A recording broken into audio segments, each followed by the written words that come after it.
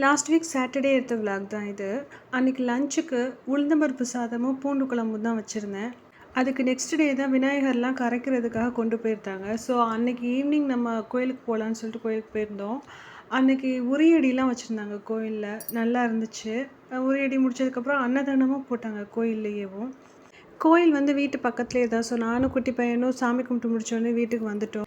முன்னாடி நாள் வரகு, திணை, குதிரைவாலி 3 போட்டு இட்லி மாவு அரைச்சி வச்சுருந்தேன். அதில் தான் இட்லி ரெடி பண்ணிகிட்டு இருந்தேன். அதுக்குள்ளேயும் குட்டி பையன் அதை எடுக்க இதை எடுக்கன்னு சொல்லிட்டு கிச்சனே தலைகீழ மாற்றுறான். இவங்கிட்ட இருந்து எதெல்லாம் தான் பாதுகாக்கிறதுனே தெரியல.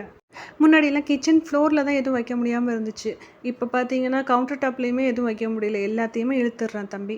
நெக்ஸ்ட் டே மார்னிங் சப்பாத்தியும் மஷ்ரூம் சால்னாவும் தான் வச்சுருந்தேன். மஷ்ரூம் நான் எப்படி க்ளீன் பண்ணுவேங்கிறத நான் குயிக்காக சொல்லிடுறேன். தண்ணியில் 2-3 தடவை அலசி எடுத்தோன்னா அந்த மண்ணெலாம் போயிடும். அதுக்கப்புறம் நம்ம விரலை வச்சு கீழ் பக்கத்துலேருந்து மேல் பக்கமாக அப்படியே இழுத்து விட்டோம்னா அந்த ஸ்கின் ஈஸியாகவே வந்துடும். மஷ்ரூம் ஸ்கின் ஏன் ரிமூவ் பண்ணணும்னு கமெண்ட்டில் சொல்லுங்கள்.